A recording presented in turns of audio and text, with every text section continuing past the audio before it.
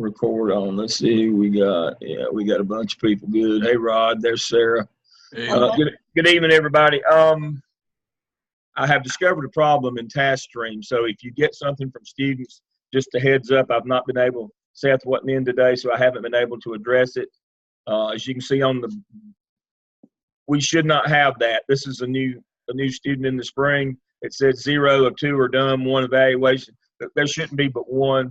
So if you get something about students, you know, why am I not getting my scores, or something happened, I'm supposed to have a second evaluation, that is an error. So something's wrong in this shell, in this DRF and TaskStream.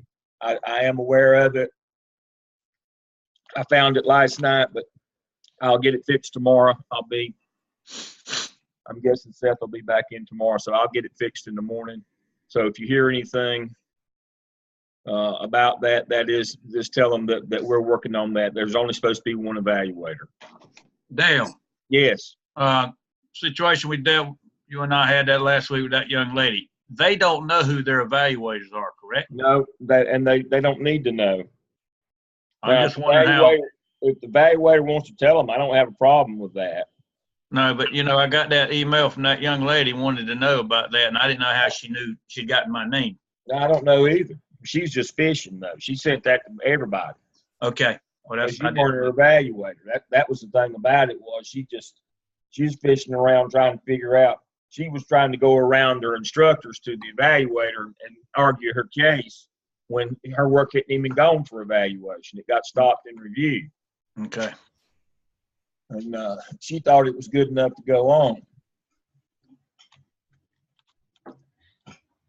And basically, she was wanting to overrule her instructor and her coach on that they were, you know, I don't think they're telling me the right thing. They just, you know, one of those kinds of things. Okay. I just want to know what was going on. I got you.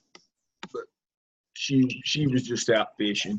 Okay. Well, I did not respond to her. So. No, they don't need to know who their evaluator is.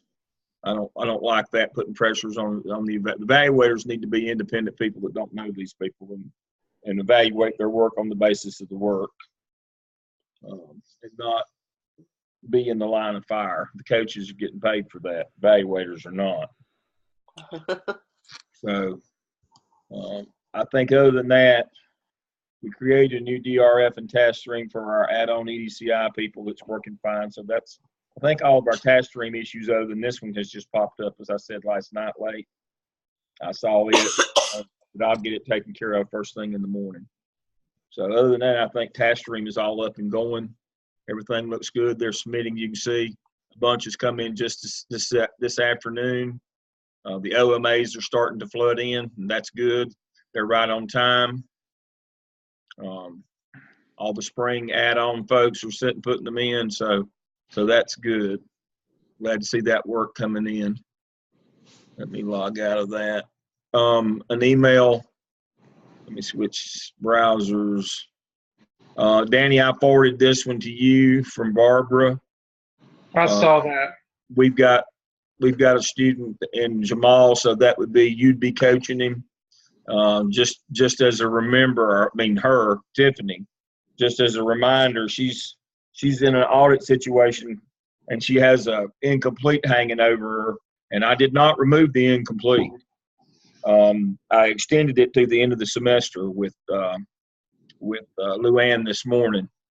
Barbara, the bad thing is it doesn't sound good because I know nothing about her. I've got to even go in and check in his shell about anything that she may have done. I've had no communication with her at all. I will tell you all about her. I've been to see her twice already. Yeah, that's what I mean. She's gonna be an issue. Rachel, you have all kinds of stories, don't you? Big bucks. But DJ passed his 604. His grade's been updated, so that was good. DJ White. So we've been working, or I haven't, but folks have been working. Well, yeah, I have been working with DJ too. I tried to get him through from last semester. So that was one.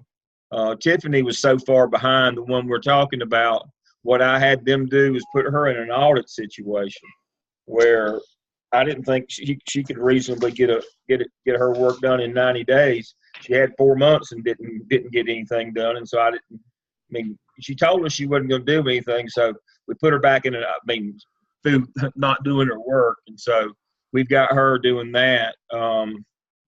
Danny and I communicated about one this morning. He's not. I hope he'll follow through, Danny, and go ahead and drop. I sent you an email. I Yeah. sent you an email. He is doing that. Yeah. But I said I hope he'll follow through. Oh, yeah. Okay, got you. What I'm afraid is he's using VA benefits and getting a loan, and he won't drop, so that he'll have to pay the money back right now. That's an issue that we have. And so the reason I bring that up is when we have students who say, well, I'm going to drop, I'm not going to do my work, and I'm going to drop when you get on about not doing their work, we need to make sure that they drop. Because what they'll do is they'll go all semester, and then they'll drop, and they'll say, well, I hadn't been doing anything, and they'll go back and drop them. But they do that to try to keep the money. He's a VA benefits guy. And then Gardner-Webb has to pay that money back. I mean, I don't know why in the world this one is in the program. I mean, he was in the program before and dropped out years ago. He came back, and he knows that he's not ever going to do this. I think he's just getting money. Dale, can you enlighten us who this might be? Because I'm going to bring up a subject tonight about a student. You might be talking about the same one. William, is it William? No, it's not William. Williams. Covington? No, that wouldn't be the same one, Steve. Okay. We're talking about, aren't we talking about Thomas Covington? You and I are, but I don't know where Steve would know him though. No, but the fellow we're talking about, his situation is he's an ROTC instructor, and he gets paid from the federal government and from the state of North Carolina, and he won't ever approach that kind of salary in administration, and he knows that. He was told that years ago. And why he came back, I have no idea. He wouldn't do any work then, and he won't do any work now. And so my suspicion is he's taking out or getting money. But they go back to the last day that they did work, and we can only get paid from the federal government through that day. Say he stopped going into Blackboard. You know it has the last day in Blackboard. Let's say that last day was February the 1st. If he drops February the 2nd, or if he drops May the 2nd, the federal government will only give us money through February the 1st. He was in there this weekend though, so. So, that becomes the problem. And then Gardner-Webb is on the hook for the pay. And so why he's doing this, I don't know. But we have that problem with some of them using loans and financial aid as a bank kind of thing. I think that's kind of his deal. I don't know that that's his deal, but I don't know. But he knows that he'll never approach the salary in administration that he's making now. Why in the world that he would attempt to do this, I have no notion. And neither time that he's been in will he do any work. So it's amazing to me. And so I see Dr. Sanders has joined us. Welcome, Dr. Sanders. DJ has finally passed his class from last semester. Again, that's a camel through the eye of the needle. I know how hard that work's been on all of y'all. Great day. So we're following up with him. I got a message from Tanea today. I'll probably end up working with her this summer. I see that Seth has fixed our task stream issue. He just sent me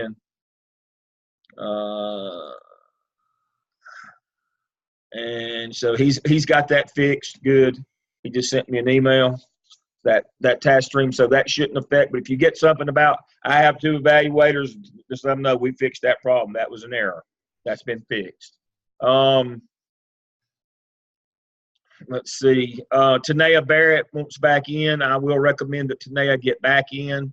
I'll probably end up working with her myself, or I may be giving her to one of the 605 groups to work along with them this summer. That's probably what I'll do with her, but I'll oversee that.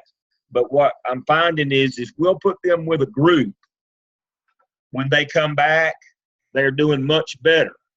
Instead of just having them sign back up and work off contracts, we can do that with some of them, and some of them we're trying to add to other classes, like in an audit situation.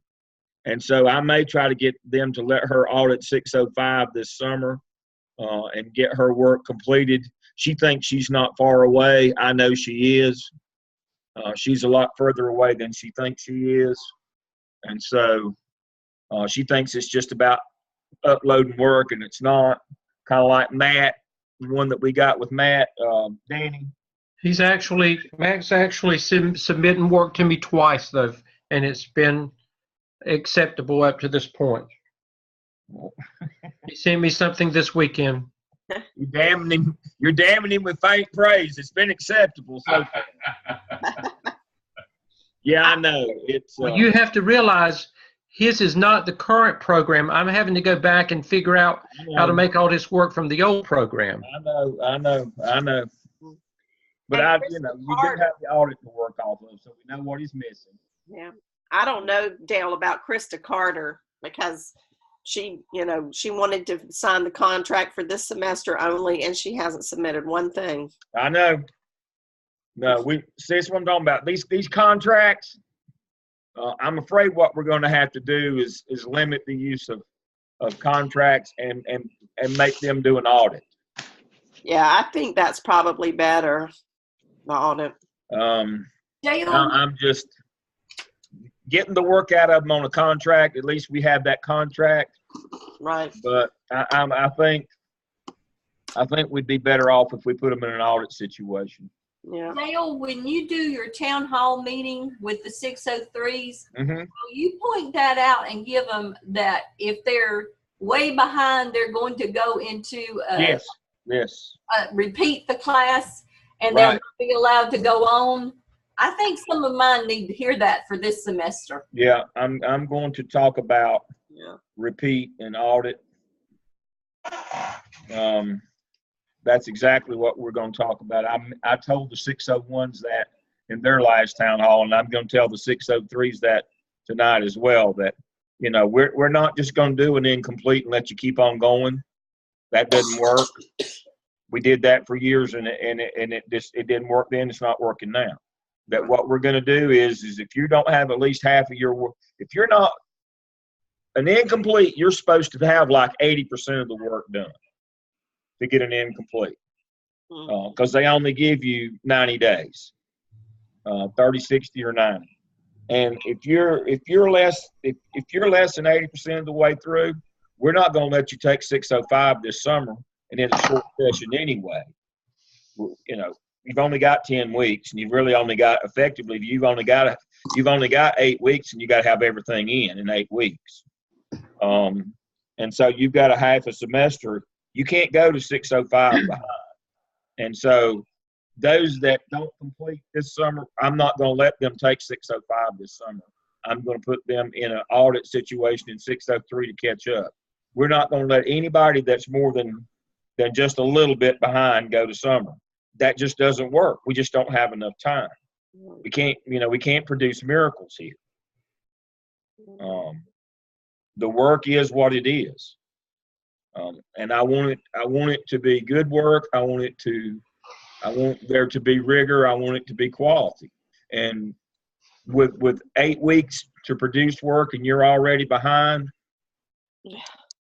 not going to happen. So I'm going to tell them tonight, if you're not where you need to be, we're not going to do incompletes. We're going to drop you, and you're going to have to audit if you want to continue. It's up to you. It's still February. You still got March and April and half of May. You've got 2.5 months. But the warning shot goes over the bow tonight that you better find another gear. If you're not on pace, you better find another gear. You hate to be that way, but it's for their own benefit. It breaks my heart when we have people like Matt and Tanea, these people that have been struggling around. How long's Matt been in this program now, Danny? Back 12, 13, I think. 12 or 13. He's been in the program for 6 or 7 years. And he'll jump in for a semester, and you tell him, Matt, and Matt's, oh, they didn't grade my work. Matt, we couldn't grade your work. It was incomplete. You've been told that a dozen times. But we let Matt go through his classes and didn't make him do his work. That was on us. That's the problem. He was in a cohort in Eastern North Carolina, and that he was one of them that just didn't get it. I mean, they just let him go on. If they did their work, fine. If they didn't do it, fine. He was one of them that was allowed to go on and not wasn't forced to do his work. So we've got to stop that. They just keep popping up. Tanea's one again. But now, Tanea got all the way through to 605, and I had her in 605 face-to-face in Charlotte. That's how long ago that one's been. And I would not pass her to go on. So that's why I said I'll take the slings and arrows on that one. I'll probably have one of you working with her, but I'll let her just be mad at me because I'm the one who would not let her go on because she hadn't finished her work. And so we're not going to just keep setting people up for failure and for them to continue to stay with us forever and ever. That's just, that's not a good thing. It's not an ethical thing to do.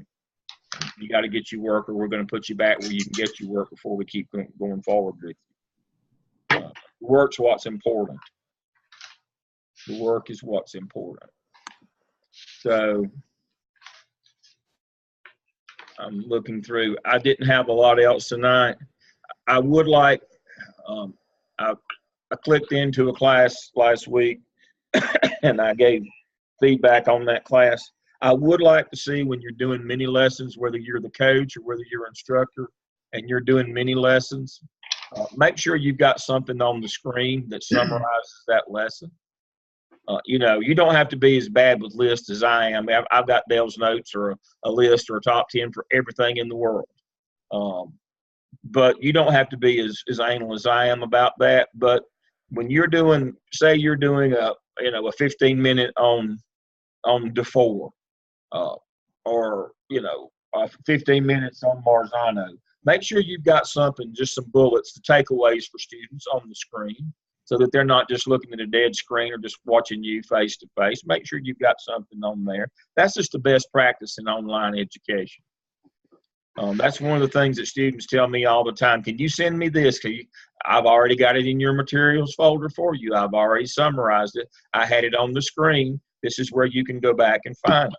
And if you don't have it, that's fine. You can upload it later. But try to have, if you're doing a mini lesson, something that you feel like that they're missing and you need to go back and give them, or something that they need to have that's not already in the content folder in your class, just bullet it. These are the things, these are the takeaways. Make sure they have that. If we put it in their agenda and follow the agenda, will that work? That's it. Okay. This is just for stuff that you feel like they need a little extra on, a little mini lesson or something. They ask you a question about this or that or the other. A lot of times it pops up just kind of organically, and you'll cover something. And when you speak extemporaneously about it, if you can remember, just pop up a Word document on the screen and just bullet it out. Or have it, if you know you're going to cover it tonight, because from the last time you were with them, they had questions, and you know you're going to cover something that you don't already have it's somewhere in the materials in your shell. Go back and just bullet it out and have it for them. That really, really helps. The students really like that. That's a customer service feature that will win you a lot of brownie points. Y'all don't think I'm actually that good a teacher to get as good as SOIs as I get. I just make sure I have all my stuff bulleted out, and they like that. Visuals are important. They really are. When in this process, Steve's you're absolutely right. The visuals are the most important part of it. And being able to use your screen as a smart board and having those bullets up on that screen. I just can't imagine teaching without one. I mean, it's just out there. You got to have something they can put their teeth in. So you got to have something for them to be able to go back and put that. It really, really helps. And so when you're doing mini lessons, especially mini lessons, something that you don't already have in there, or something that might be a huge document, and you're taking and kind of whittling it down for them. You're taking it down to the main points of it. Bullet those out for them, and that will help with their comprehension, and it will help them to move faster through the work. This is what triggered this is we're talking about students who are not moving fast enough and pacing. And, we sat down and talked about what can we do to make it go faster, that they get it quicker so that they can get it and move on. And that's just the best practice in online education and moving students through the content. It is summarizing for them and making sure that there's a visual for them so that they can move quicker. It helps them move faster through the material comprehension. It's a really good teaching aid for online with adults. And we want to use best practices. We want to be, I don't want to just sit and complain and blame them all the time for not staying on pace. Sometimes it's us that, we were pitching, but they weren't catching. It's another way to try to connect with them. The other good practice that I've done over the years is if I do for example, a PowerPoint one night with key points on it, I know it's been recorded and I know the video's out there, but I feel like it's important that they have this in their hands in case something happens to the video. So I'll make copies of the PowerPoint and send it out to the students in addition to the video. That way they have two areas to work from. Yeah, well, all the materials that you present in class should be in your shell. And a lot of times I'll send a document just like what I do with y'all. I'll send a document, even though it's already in the class shell, I might send it out in the video to highlight it. So yeah, that's the best practice as well, is making sure that you send the content when you send the link, if there's something that's special. But everything should be in your shell. But sometimes you get into situations where you get asked questions, or you're assessing, and assessment should inform instruction, and you're thinking they need me to cover this again for them and kind of summarize it. They didn't get it. When you do that, and you go back and do a mini lesson, which is usually a reteach. Mini lessons are usually reteaches. A best practice in reteaching is to summarize the main topics or the main points that you want them to have. Do it in written form, have it on the screen, add it to your shell in terms of they can access it. If they can't figure out, some students, you can't give them a body of work and them go through and do like we used to do when we took notes and we knew what was important. Students don't take notes anymore. That's one of the things that you notice is students don't take notes. And it's kind of like you got to take notes for them. Here's the big things, and that really helps them to get the material faster and to move quicker through the pacing. We got to help. This is one of those things where we're helping ourselves. I'm sitting here whining every time we come on about, we're following up, making sure all our folks, we're trying to get them all through. But we need to be proactive in making sure we're using best practices so that fewer of them get behind. Now, some of them are going to get behind no matter what we do. But, this is a best practice. For those that are trying, this will really help them. And that's what I'm concerned with, is if we got people who are willing participants, we need to do all we can to assist them. Steve Laws and I just came off of a weekend, our doctoral cohort and the add-on where we pull the doctoral students out separately that used to be mixed in the classes. And we did face-to-face with them. We're doing them in a low residency format. And one of the things we did Maxwell this weekend. And one of the things that really drove home the point is we had them do presentations of all the chapters of Maxwell, the 21 Laws of Leadership. We have 23 of them, so we had 21 presentations on chapters and 2 on the 5 irrefutables of Maxwell. And one of the things that was driven home by those curriculum and instruction people, who obviously are a lot smarter than me and Steve Laws, which is not a stretch. It's not hard to be captain of a lifeboat. But these are all ABD. They're either all but dissertation in curriculum instruction or about half of them already have their doctorate in curriculum instruction. So these are master teachers. That's one of the things that it was driven, that point was driven home in all their presentations this weekend, is how they made sure that there was a visual to go along with everything that they were doing. Now, we did it in a face-to-face format, but we had them prepared as if they were going to do it online. And that was one of the things that they did a really good job with. But again, these are experts in instruction. Most of these people are central office curriculum people or structural facilitators that work with adults on a daily basis. These are people who, again, work with adults on a daily basis. And it hit home to me again that was chief among their strategies in adult education. So we talked about this last week, but that point was driven home to me again over the weekend. So I'll remind you again, bullet point out anything that's extemporaneous, or if it's a big body of knowledge and you need for them to be able to highlight the important things, do it for them. It'll make things go faster. All right. I don't really have very much else. I appreciate everybody coming out tonight. I am going to be doing I am going to be doing the 603 town hall tonight to wrap up the OMA and remind them to submit it. And I'm going to be telling them to put it in their coach's shell unless otherwise notified for the turn it in, to make sure that that's okay. And then we will move them on from that, and then I'll cover the skip with them tonight. And hopefully that will get them through. And as Barbara said, I will remind them that we're not going to let them go into summer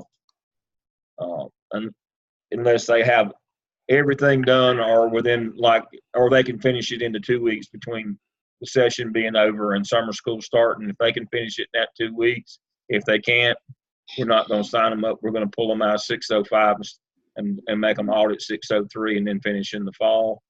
But we're giving them plenty of notice on that. Dr. Lamb, I think I've heard you say that you wanted them to turn it in under the coach's shell, but we've been having them do it in the class shell. Well, that's what I said. If you want me to coach's shell or class shell, according to what your instructor wanted you to do. We've been having them do the class shell since you suggested that earlier. Yeah. So that's fine with me. Okay. All right. Okay. Let me check my email before we go. Danny, I need to ask y'all a question. Uh-huh. By a student. What's the status on William Sanders? I see you've got an email from him. What's the status? I don't know, Steve. I have, let me. He's not, well, the first problem is William didn't read his clinical handbook. Yeah. And he didn't pay attention in the town hall if he showed up. There's the first two problems. Now, I can only help William if he pays attention. Whose class is he in? Danny, he's in your section. Wait a minute, I'm pulling up now. Let me see what I've got on him. But he's a very needy academic student. I probably spent 2 hours last week with him reconstructing one of his papers, and well, he doesn't. But see, now you've confused him. He doesn't understand that. Well, he don't know who his coach is now. Well, his name popped up on my list. He sent me his papers. I made the assumption before I got the list from the registrar. I made the assumption when I got the class list. So as you can see, I was emailing you for clarity. I was told that 2 people were my coaches. I just want clarity. And I explained you do have 2 coaches. You have a CC1 that makes your site visit and a CC2 who coaches your evidence work. And I looked him up, and the class he's in, Danny should be his coach. That's what Seth told me. He was my CC1. Yeah. And I saw him probably a month ago. But yeah, I don't know. I mean, he should have already known that the CC1 just visits him and that the CC2 that's paired with his class coaches his work. Why would he be sending his materials to me, his papers to me? I have no. That's what I mean. He just sent them to you out of the blue. He didn't read. He didn't read or pay attention or listen to the directions. He heard good things about you. Out of the blue, I have no idea. He's supposed to be putting them in Dr. Stedman's shell if he needs help. I have no idea why he's sending stuff to you, and that's what I told him. Yeah. But he didn't read his handbook, so I sent him the handbook again for him to read to know who's supposed to be working with him. Obviously, he needs a lot of help. Oh, he does. He doesn't understand professional writing. I spent about 2 hours with him trying to connect the dots with him. I'm not sure how far we got. But I can already tell you that doesn't appear to be. We don't appear to be being successful with that. I hate to say that, but obviously, we're not being successful with that. So we're going to have to spend a little extra time with him. Yeah, I already have. I'm sure Danny will too. Yeah. Well, you notice I'm quiet because I'm trying to figure out. You noted he has not communicated with me. I know what you Well, look. I told him, as you can see on the screen, I told him the 23rd. I told him Saturday to be in touch with you on Saturday. Touch with me or touch with Danny? That was for him to be in touch with Danny. He emailed me Saturday morning at 11:48, and I responded. And when we broke for lunch at 12, I had class. When we broke for lunch at 12, at 12:04, 16 minutes later, I sent him an email and said, "You need to be in touch with Dr. Stedman." What, Dale? Tell me what is he a 601, 603, or? Well, I've looked. He's not in my internship shell, and I've looked into 4 classes, and I cannot find his name in there unless I'm overlooking it. He might be in your 603 if I'm not mistaken, because he was out a semester and came back. He is. He was out and then he came back. Let me see. Okay. Well, does that mean he successfully completed 601 and 602? Because he submitted 601 to me, and we basically got spent. No, he's not. He's not being successful. Let me follow up right now. I did this Saturday. Let me do it again. Let's see.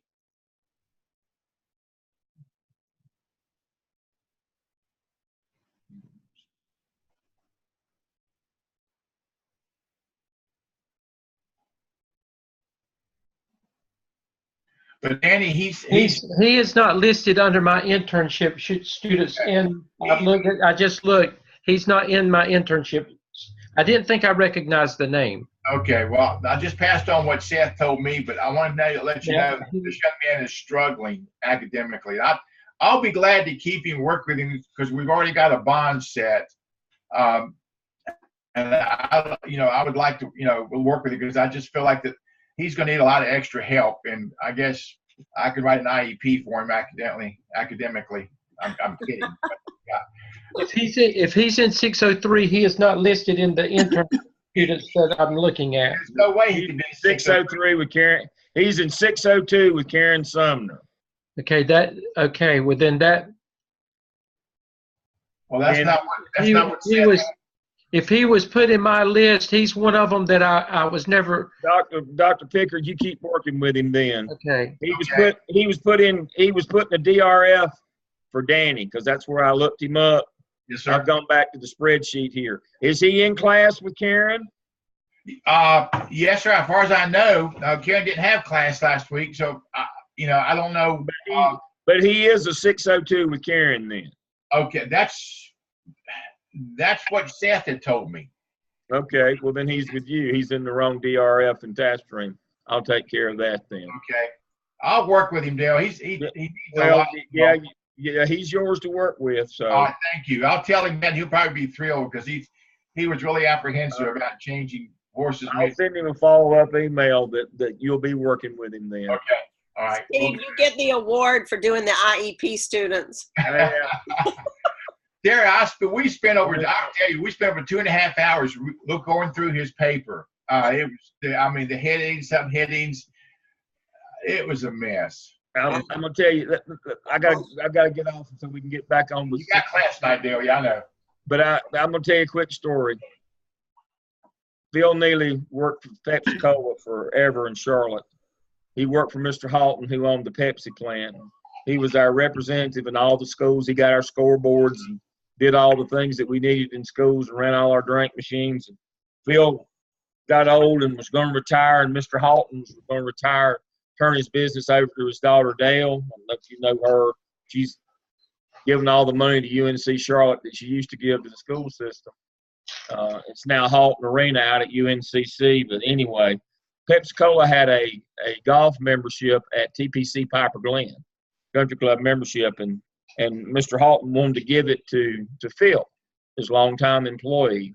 Well, Phil had to go before the membership committee at the TPC at Piper Glen and go through their review process to be accepted as a member in that country club. So Phil came to me and said, would I go and stand up and be his and be his reference at TPC Piper Glen? I said, I'd be honored to, Phil, except the problem is who's going to stand up and reference me? I might not be the right fellow. And so before Steve writes an IEP, who's going to write one for him? I mean, that's kind of I think about that. But no, you'll be at graduate level, don't they, Sarah? You'll Yeah, be fine. I just don't have that much patience. But who's going to vouch for Steve? Yeah, who's gonna vouch for me? All right, Dale, you got class tonight. We gotta get off of here. I do. I got to get off the line here. So y'all, I'll see y'all all in a couple of weeks. All right. If you need anything, just call me. I think we've rounded up all the student issues. Again, all these student issues, that's what I want us to take care of. I want us to serve our clients. And that's what I like about having these meetings every couple of weeks is we can meet and talk about these students and try to make sure that they're as successful as they can be. So I'll see y'all in a couple of weeks. Dale, are you going to start the class or do you want me to start it? I'll start it at 5 till. Okay. Okay. Got busy. Bye, everybody. Bye. Bye.